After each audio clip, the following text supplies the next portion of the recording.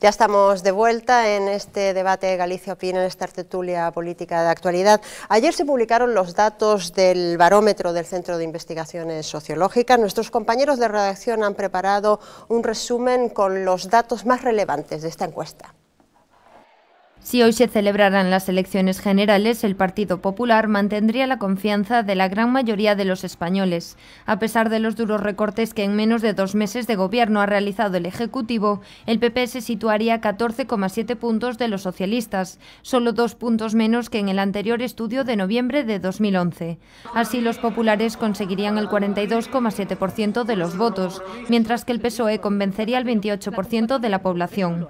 Y es que el equipo formado por Rajoy gusta a los votantes. El 40,1% de los entrevistados aseguran que la composición de la Ejecutiva les causó buena impresión y el 43% espera que las cosas vayan mejor que con José Luis Rodríguez Zapatero. A pesar de esta confianza, solo 3 ministros aprueban. Alberto Ruiz Gallardón es el mejor valorado con un 5,41. Al responsable de Justicia le siguen la vicepresidenta Soraya Sáenz de Santamaría y la ministra de Fomento, Ana Pastor. El presidente del Gobierno ocupa el segundo puesto entre los líderes políticos mejor valorados, superando por primera vez a Alfredo Pérez Rubalcaba.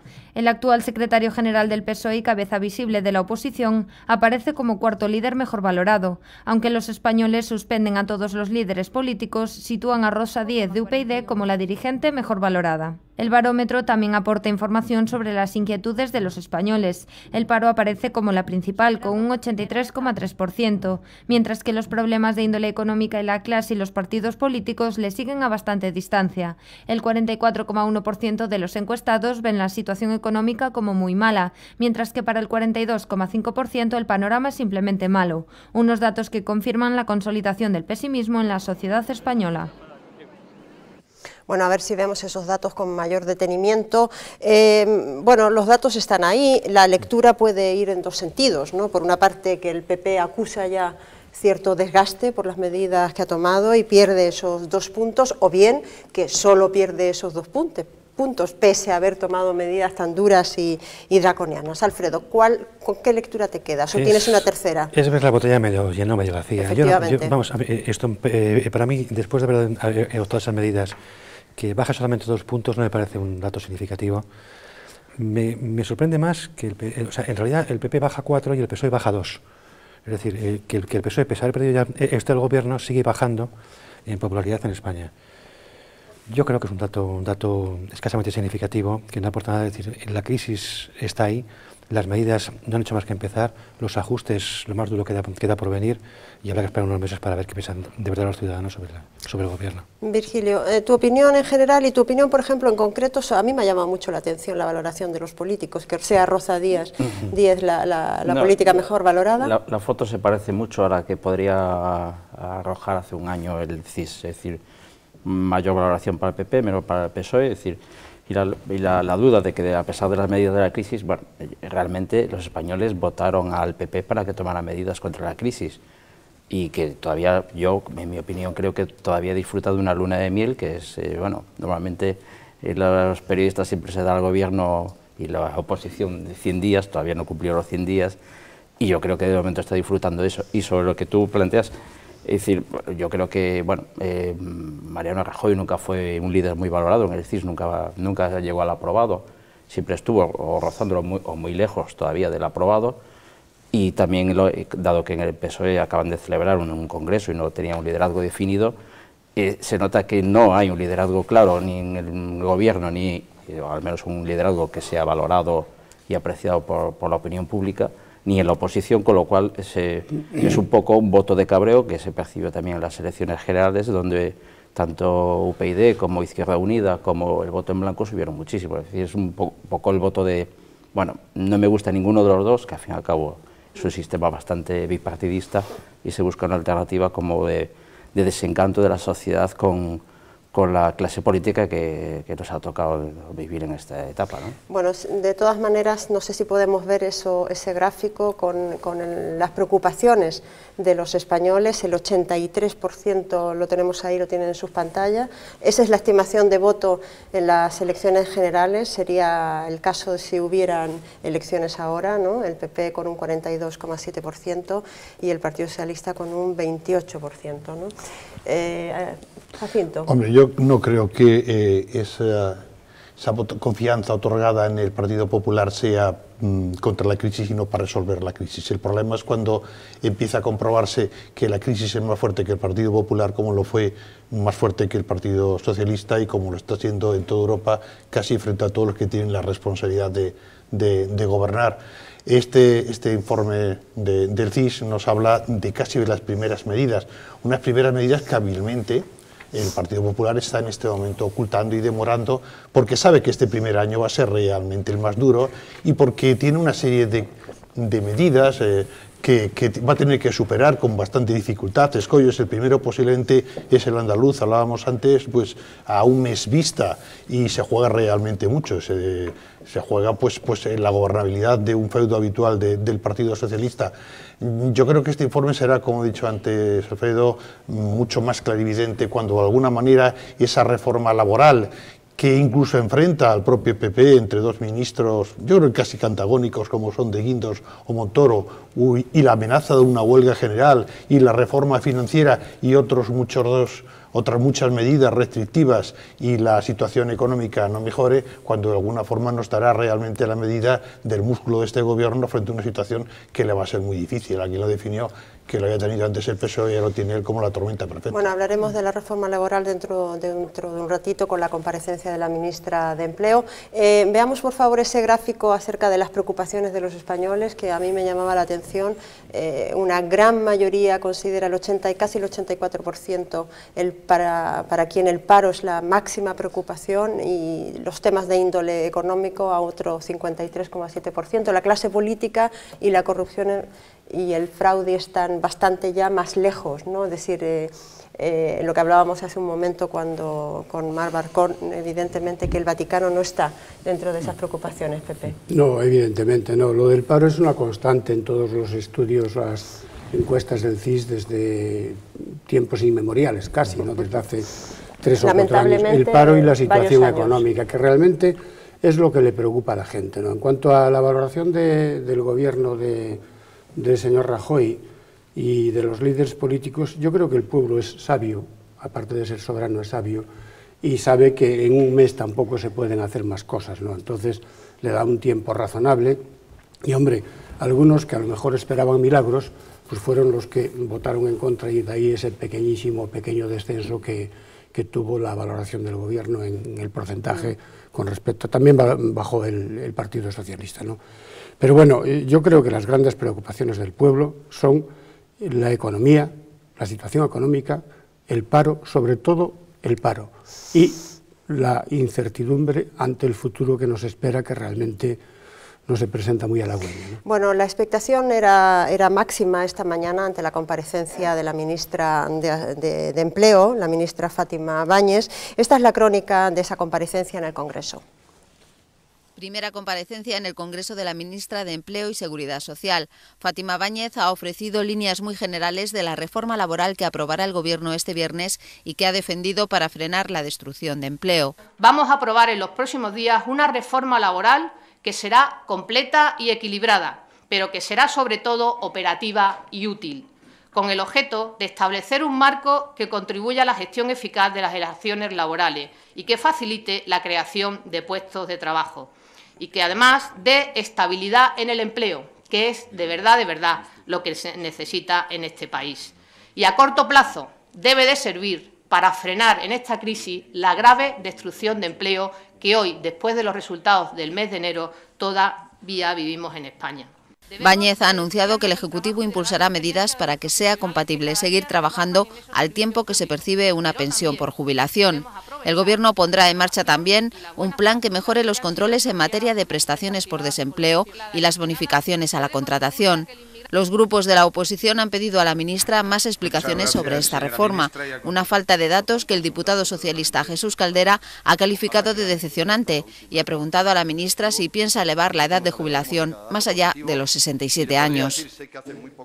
Bueno, la oposición le recriminaba que había falta de concreción, sin embargo, hemos de alguna manera hecho un pequeño resumen de las medidas que presentaba la ministra de Empleo. Hay una nueva ley de emprendedores. Jacinto, te veo con cara de pesimismo, ¿no lo crees? No lo creo, realmente no lo creo. Cada vez que escucho que un gobierno, sea del color que sea, me habla de que una reforma va a crear empleo, yo creo que los trabajadores tienen que empezarse a temblar. Es decir, el gobierno Zapatero acabó con 5.100.000, este año estamos ya en 5.300.000, se habla que puede acabar el año con unas cifras realmente muy superiores, y yo creo que lo que se está consiguiendo es abaratar el empleo, y cada vez que se intenta solucionar respondiendo a las exigencias de Bruselas, acercarnos a ese déficit exigido, pues incluso los propios analistas económicos dicen que el déficit no soluciona el déficit. Vale, veamos por favor ese gráfico con el resumen de las medidas que se presentaban, porque yo creo que efectivamente hay algunas medidas proactivas, ¿no? Es decir, la remodelación de las bonificaciones a la contratación, son medidas concretas para incentivar la contratación juvenil, ¿no? Limitar las prejubilaciones a casos excepcionales, se descarta la posibilidad de mini jobs de 400 euros para los jóvenes, un plan de lucha contra el fraude en el empleo, un contrato estable a tiempo parcial, que ya había avisado el presidente del gobierno que lo impulsaría, una nueva ley para autónomos que sacarán en breve, y finalmente que no habrá, se ha comprometido hoy, que no habrá contrato único. Alfredo, ¿crees que son medidas suficientes para enfrentar el problema? Vamos a ver, estas son medidas genéricas, es decir, aquí se está hablando bien, de luchar contra el fraude. A mí, que a estas alturas se hable de luchar contra el fraude en el empleo, por favor, eso se tiene que haber hecho ya hace 20 años. Vamos a ver, eso es una medida que yo no la incluyo en una reforma de la estructura del mercado laboral. Sí entiendo una cosa, si aplicamos siempre las mismas soluciones a los mismos problemas, obtenemos los mismos resultados. Entonces, es evidente que por el simple hecho de plasmar una serie de ideas en un papel y hacer una reforma del mercado laboral, no se genera empleo, pero sí se pueden generar condiciones para que se genere empleo. De la misma forma que por firmar una Constitución no implantas libertades, pero generas el régimen que puede permitir que haya libertades. Entonces, claro, en ese sentido lo que voy a decir es que yo no veo todavía medidas con concreción suficiente como para analizar si este gobierno va o no a crear empleo. Ojalá que acierte. Pero evidentemente no aporta nada nuevo. Tú has dicho lo del fraude, lo del contrato único ya existía, luego ley para los autónomos, hay que ver si mucho mejor el contrato estabilizativo parcial existía. Realmente lo único que nos dicen es que en este momento existen dos teorías dentro del propio gobierno, una representada por el señor de Guindos con el apoyo de la gran patronal y curiosamente de CIO, otra que representa el señor Montoro, apoyado justamente por la ministra de Empleo, Fátima Báñez, y que parece que en el telón de fondo está la amenaza de una huelga general que a micrófono abierto ha reconocido la posibilidad del propio presidente. Entonces a mí que me digan exactamente algo de cómo realmente vamos a pasar de esos 5 millones, vamos a ir bajando, y no cómo se va a abaratar empleo, porque hasta ahora todo lo que he visto no me hace ser, que es lo que me ha preguntado antes Carla, nada ilusionada con este gobierno ni con el anterior. Por completarte, es decir, yo creo que la mejor medida es la que no van a tomar, que es la de los mini jobs. Porque eso parecía que había una tentación que era resolver el problema del empleo, pero por vía estadística, es decir, creando su empleo parecía que así se generaban puestos de trabajo, pero realmente no se generaban ni puestos de trabajo ni riqueza social, que es los que van a poder incentivar el consumo y generar otra vez riqueza en el país. Los minijobs lo que podían representar era trabajar 400 euros, no media jornada, sino jornada y media, que lo facilita la situación de crisis y el desamparo. Pero sin repercusión en el beneficio de la generación de riqueza del país, porque con 400 euros no se genera ni consumo ni riqueza. Bueno, un comentario te doy la palabra ahora, Pepe, un comentario sobre la amenaza de los sindicatos de la función pública en Galicia, que han anunciado hoy que amenazan con ir a la huelga, harán paros y manifestaciones a partir de este jueves, todos los jueves de este mes, exigiendo a la Xunta de Galicia que retire el plan de recortes. Pepe, adelante. No, yo quería decir que el problema del paro no se va a resolver con una reforma laboral. Si alguien piensa que la reforma laboral es la panacea que va a solucionar los males de este país, está completamente equivocado. Yo creo que el primer equivocado sería el Gobierno, que no creo que ponga el énfasis solo en la reforma laboral. Hay un problema de base en la economía española que son los créditos. El crédito no fluye. El mercado, los pequeños empresarios, las familias, los autónomos, no tienen crédito para sus negocios, para contar con circulante, para sus necesidades día a día de recursos financieros para comprar materias primas, pagar a sus proveedores y pagar a sus empleados. Entonces, mientras esto no se arregle, por mucha reforma laboral que hagamos, estamos perdiendo, no perdiendo el tiempo, pero no estamos acertando con lo que hay que hacer, ¿no? Eso por un lado. Y por otro lado, entran otros estímulos a la economía, otras formas de estimular la economía, porque solo con políticas de austeridad tampoco conseguimos salir de esta crisis. Bien, nos quedan pocos minutos para abordar el último tema de la noche que quería plantearos, la crisis del bloque nacionalista galego. Ayer se produjo una nueva y esta mañana una nueva escenificación de esa crisis en el BNG. Carlos Aymerich ha dejado su cargo como portavoz del grupo parlamentario, ha sido sustituido por la dirigente del UPG, Ana Pontón. La crisis de la formación nacionalista se prolonga así en el tiempo y sigue planeando, ¿no?, el fantasma de la ruptura. Beiras y su encuentro Irmandiño deciden este domingo si se mantienen en la formación nacionalista. Mais Galicia de Carlos Aymerich lo decidirá el próximo mes de marzo.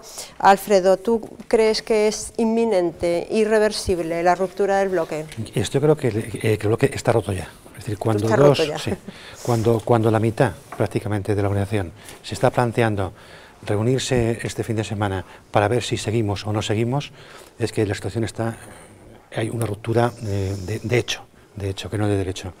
Otra cosa es que decidan hacerlo ahora o dentro de unos meses, otra cosa es que lo hagan en masa o en un lento goteo. Yo hace tiempo que he comentado, y más de una vez, y delante incluso de un alto dirigente del bloque, que entendía que la única alternativa que tenían ellos era realmente irse, formar una alternativa distinta dentro del nacionalismo e ir a las urnas. Quizás sea mejor que esta agonía, ¿no? Sí. Virgilio. Llevan 10 años. Yo recuerdo la asamblea del año 2002 en Coruña, donde por primera vez se planteó la posibilidad de que Beira no fuera el portavoz, ni tan siquiera el candidato. Él estuvo ahí planteándose la alternativa de que si lideraba una alternativa dentro del bloque, no lo quiso hacer por el bien del partido, por el bien del bloque, por el bien de la organización. Lo ha hecho ahora, 10 años después. Yo creo que el bloque ya está desde entonces, poco a poco se ha ido dividiendo y bueno, solo hay que ver cómo se hablan entre ellos de unos y otros, y parece que el divorcio es irreconciliable, ¿no? Y yo lo único que hace es un poco lo que dice Alfredo, ¿no?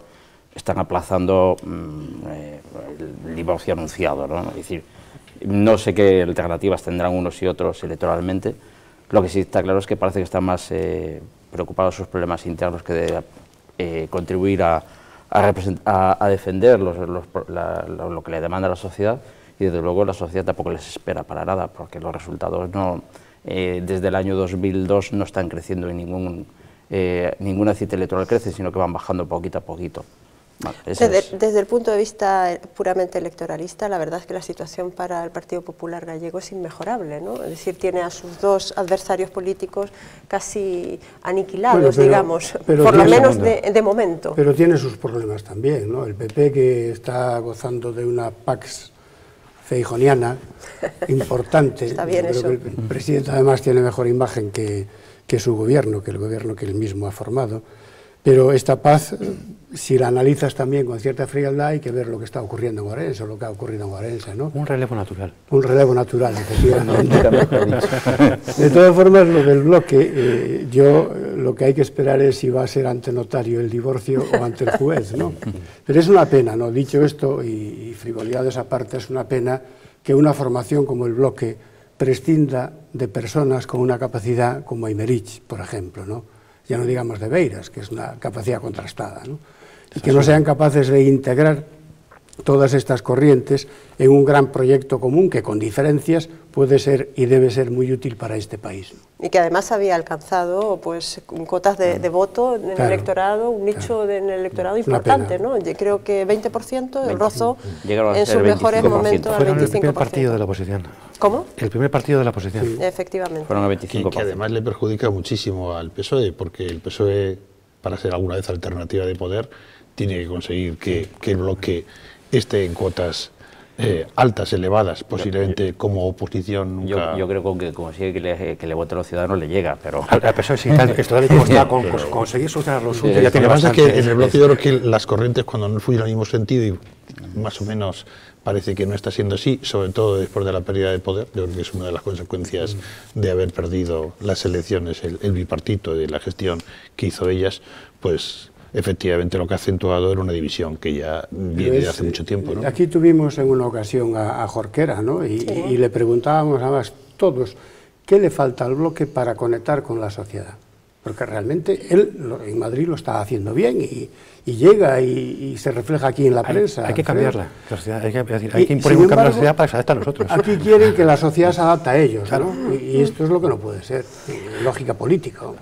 Bueno, se nos acaba nuestro tiempo, ha sido un placer tenerles conmigo esta noche aquí en esta mesa. Virgilio, espero que repitas otra vez. Gracias.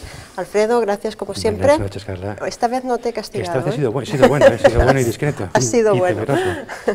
Pepe, muchas gracias. Buenas noches, Jacinto. Hasta pronto. Y a todos ustedes, muchísimas gracias por su atención. Yo les espero este jueves, pasado mañana, con el debate de los diputados. Hablaremos de finanzas, hablaremos evidentemente de la crisis del naval del Ferrol, hablaremos de la situación del sector eólico en Galicia, este jueves a las 10:30 en Galicia Opina. Hasta entonces, muchísimas gracias y muy buenas noches.